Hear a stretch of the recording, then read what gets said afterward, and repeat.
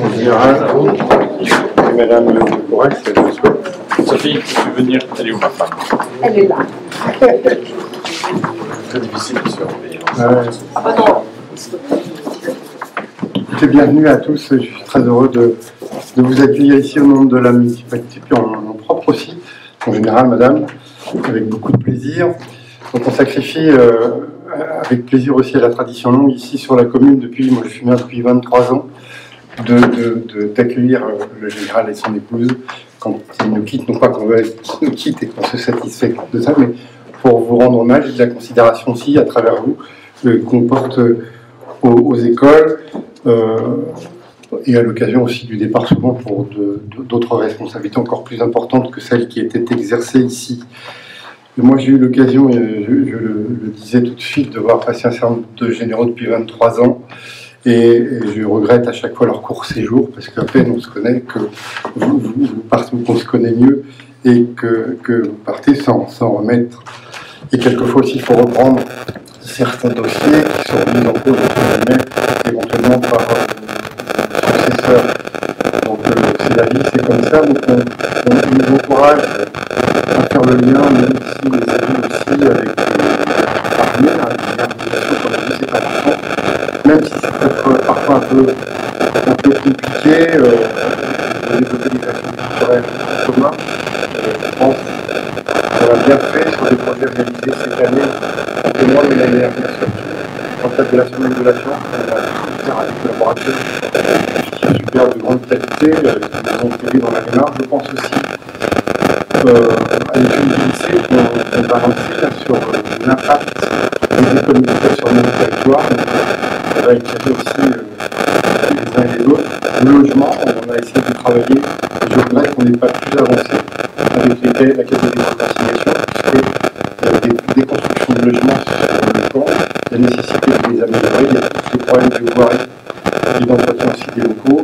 La CDC, on a beaucoup de mal à monter des réunions avec lesquelles, et des fois, je me demande si ce ne sont pas des manœuvres obligatoires pour nous empêcher d'avancer. En tout cas, j'ai ressollicité pour qu'on se voit dès septembre avec les collaborateurs des écoles militaires.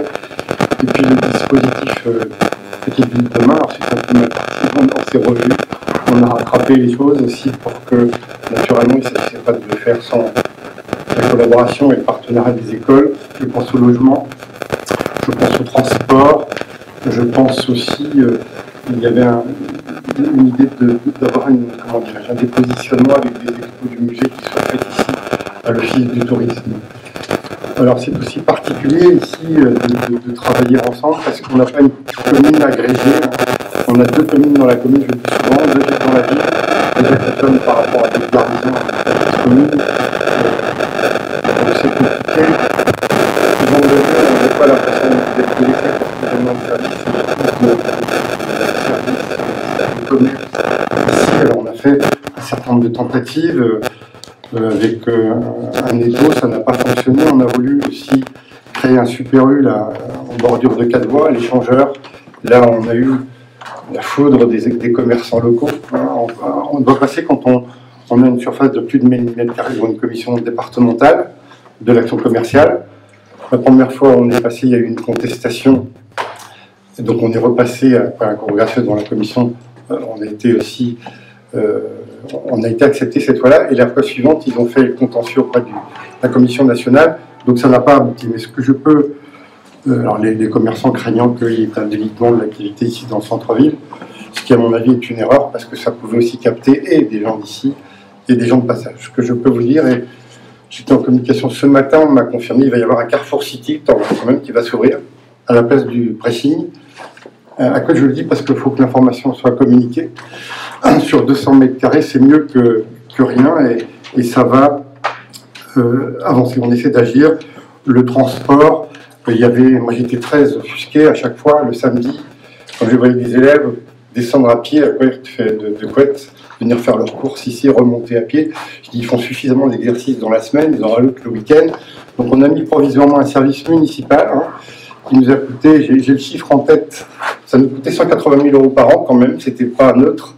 Et du coup, ça a déclenché la mise en œuvre d'un service régional aujourd'hui, Bresgo, qui n'est plus financé par le contribuable vervois, mais par le contribuable régional.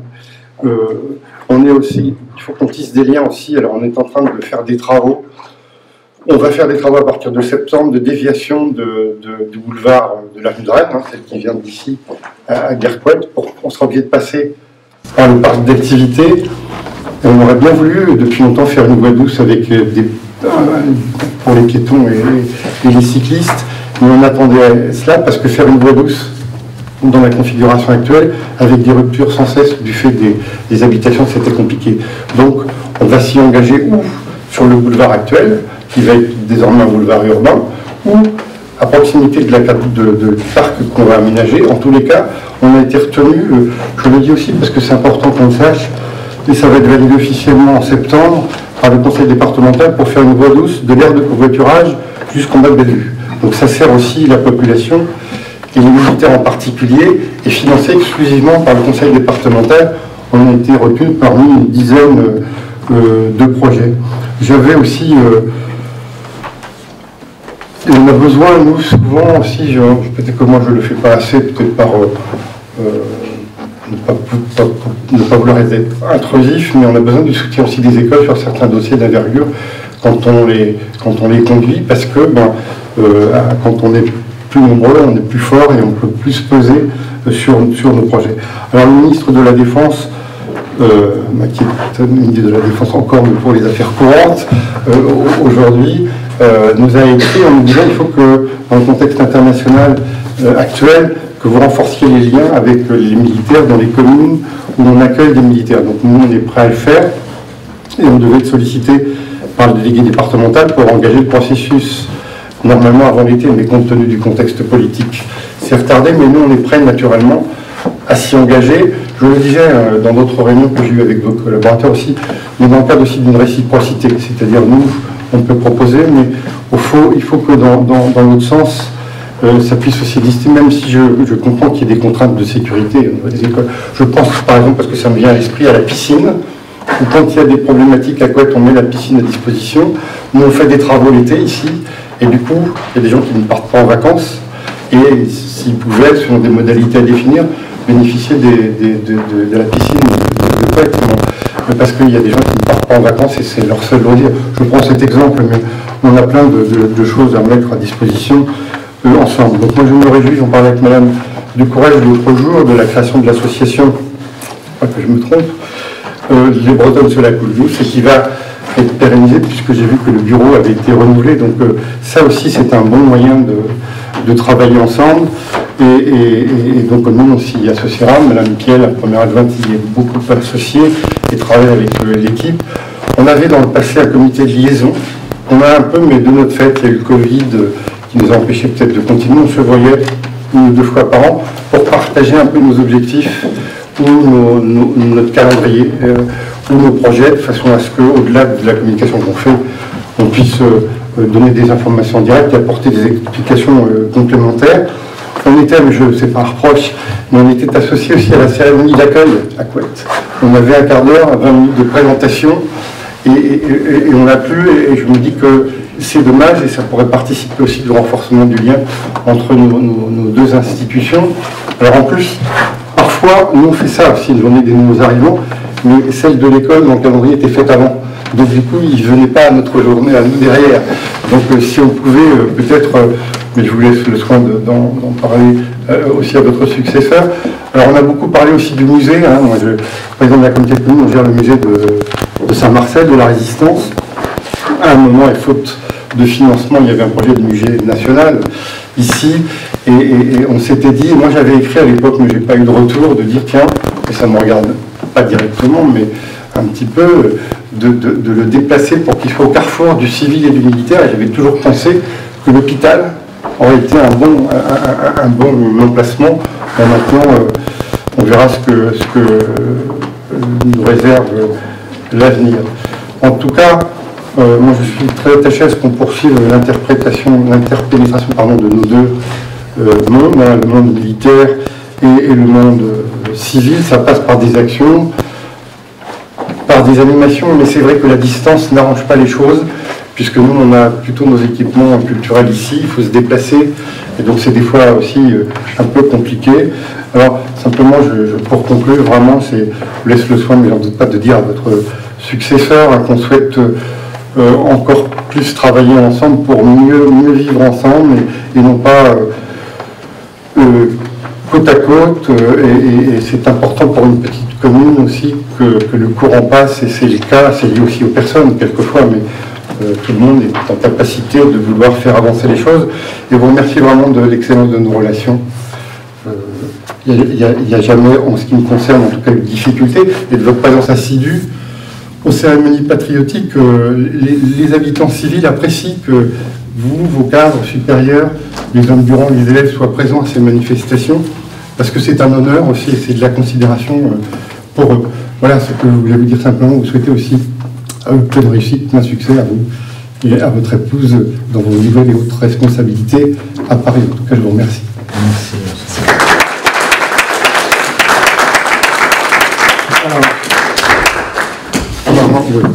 La parole maintenant, si vous voulez, ou après. Quand vous voulez, monsieur le maire. Moi, je suis aux ordres pour finir. Ça change un peu. Et ça, c'est juste l'exposition du musée de Saint-Marcel, deux ouvrages que vous allez découvrir. J'ai laissé Merci. le sac avec.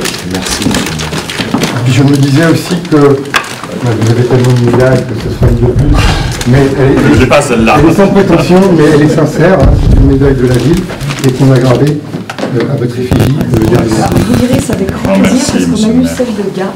Merci. Elle était sur notre table basse et elle sera sur notre table basse. Non. Voilà. On vous l'offre avec plaisir. Et puis aussi pour madame quelques fleurs que j'ai le plaisir de vous offrir. Merci beaucoup. Et vous souhaitez pleine réussite à la mairie et plein de succès. Merci beaucoup. Et merci.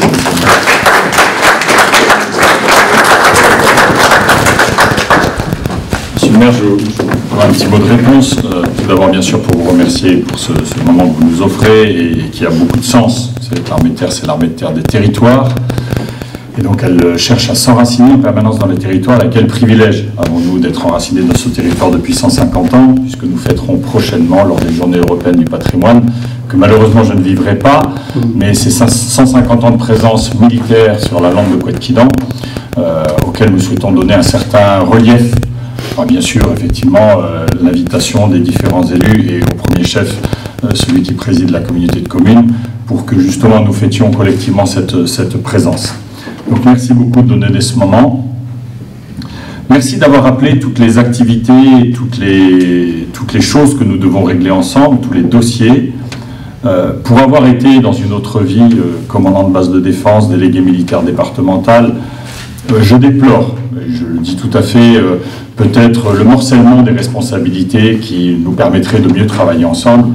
Il se trouve qu'ici, Général 3 étoiles sur Couët-Quidan, je me suis souvent trouvé très démuni pour répondre à vos sollicitations, parce qu'elles n'étaient pas dans mes attributions. Soit parce qu'elle relevait du délégué militaire départemental, soit elle relevait du commandant de base de défense qui nous fait l'honneur de sa présence ici, soit parce qu'elle relevait aussi d'autres chaînes techniques du ministère. Et en fait, je le regrette, parce que je pense que nous perdons beaucoup en efficacité, et que donc, parfois, on a l'impression que les dossiers traînent. Et je crois que ce n'est pas simplement une impression, c'est que nous avons du mal aujourd'hui à faire converger. Je sais néanmoins, et vous en avez fait écho, que le ministre a cette intention, puisque c'est un élu des territoires, d'essayer un peu à nouveau de refédérer vis-à-vis des élus, et des généraux en charge dans leur territoire, un certain nombre de connexions pour que demain, la correspondance soit un peu mieux assurée.